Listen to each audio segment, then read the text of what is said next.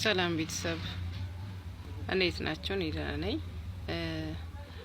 ዛሬ ስለ አይጥ ልስራላችሁ ብዬ ነው የመጣሁት። ያው ብዙ ሰው እየደወለ ስለሚጠይቀኝ ነው ለምትደውሉልኝ ሰዎች ያው ስልክ ላይ እየመለስኩላችሁ ነው። ግን ደግሞ ሁሉም ሰው ሰምቶ አውቆ ቢጠቀም በሚል ነው ዛሬ ቪዲዮ መስራት ያሰብኩትና ዛሬ ስለ መንስኤውና ስለ መፍትሄው ነግራችኋለሁ።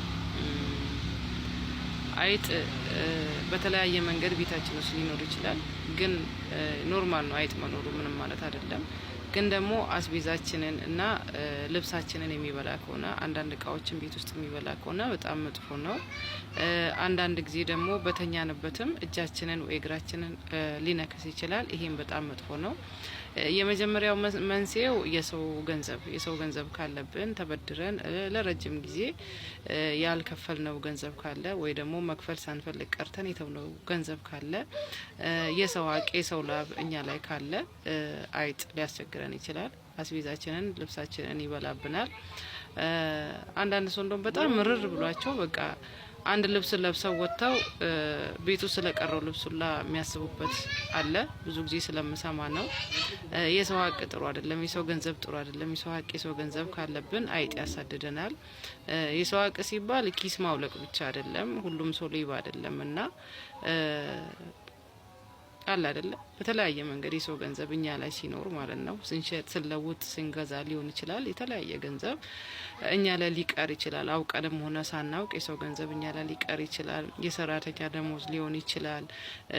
ሰዎችን ስራ ሰርተን በጊዜያዊነትም ቢሆን ተገቢውን ክፍያ ወይ ደግሞ አንዳንድ ሰዎች በዋጋም ተጨቃጭቀው ያ ሰው ያንን ገንዘብ ጥሎ የሚሄድበትም አጋጣሚ ይኖራልና ይሄ ሁሉ ጥሩ አይደለም። ቢያንስ እንደዚያ ነገር ሲያጋጥመን እኛ እንኳን ተጎድተንም ቢሆን ያንን ገንዘብ ብንከፍል ጥሩ ነው። ለምን መሞትና መኖር አይቀርም። ገንዘብም ደግሞ ይመጣል ይሄዳል። ግን የሰው ላብ ጥሩ አይደለም፣ የሰው ሀቅ ጥሩ አይደለም፣ የሰው ገንዘብ ጥሩ አይደለም። ያለ አግባብ ስንበላ በብዙ አይነት መንገድ ህይወታችን ሊመሰቃቀል ይችላል። ሌላው ደግሞ ስለት ተስለን ሳናወጣ ስንቀር ያ ስለት ይሆንልና እግዚአብሔር ያው የተሳልነውን ይሞላልናል፣ ያሳካልናል። ግን አንዳንድ ጊዜ ሲጨንቀን ሲጠበን ነገሮች ጨለማ ሲሆኑብን ከአቅማችን በላይ የሆነ ስለትም እንሳላለን አንዳንዶቻችን እና ያው ያንን ስለት መክፈልም ሊያቅተን ይችላል። አንዳንዶቻችን ደግሞ ልንረሳም እንችላለን፣ አውቀንም ችላ ልንል እንችላለን። ወይ ደግሞ ዛሬ ነገ ስንልም ችላ በማለት ያ ስለት ሳናስገባ እንቀራለን ያንን ስለትና በዛን ሰዓት አይጥ ሊያስቸግረን ይችላል። ሌላው ደግሞ መተት ሲደረግብን በተለይ አድብቶ ልብሳችንን የሚበላ ከሆነ በተኛንበት እጃችንን ወይ እግራችንን የሚነክሰን ከሆነ አይጥ መተት አለብን ማለት ነው። በስራችን ሊሆን ይችላል፣ በፍቅር ህይወታችን፣ በትዳራችን፣ በማንኛውም ነገር ሊሆን ይችላል። አንዳንድ ሰው ልብስም ስላማረባችሁ ሊያሰራባችሁ ይችላል። ሰው ልጅ ተንኮለኛ ነው። በቃ እኔንም ጨምሮ ሁላችንም ተንኮለኞች ነንና አሁን ላይ ወደ ቤተ ክርስቲያን ከሚሄድ ሰው ይልቅ ወደ መሪጌታ ቤት የሚሮጥ ሰው ነው እየበለጠ ያለውና ሁሉም ሰው ደግሞ ለራሱ ችግር አይደለም የሚሄደው። የምር ሰው ላይ ችግር ለመፍጠር ነው የሚሄደው። በጣም የራሱ ስንት ጣጣ ስንት ውጣውረት ስንት ነገር በጫንቃው ተሸክሞ እየሄደ ግን ሰው ለምን ሰርቶ በላ፣ ሰው ለምን ቆሞ ሄደ፣ ካሌ ለምን ከበረ ይላል። ያሳምመዋል። በቃ ለምን ከብሬ አልቀድመውም፣ ለምን ተቀን አልሰራም አይልም። ያው እንደዚህ አይነት ነገር ስላለ ጓደኛ በጓደኛ ላይ ያው ፍቅረኛ በፍቅረኛ ላይ እኔም እያጋጠመኝ ስለሆነ እየሰማው ስለሆነ ነው ስልክ ደውሎ መስተፋቅራለሽ እንደዚህ አንዱ እንደዚህ ገንዘቤን በልቶ እንደዚህ ታረጊልኛለሽ ይሉኛል። እና እግዚአብሔር ይቅር ይበላችሁ። የእናንተ ተባባሪ ልታረጉኝ ነው የሞከራችሁ። እኔ ግን ጠንካራ ነኝ።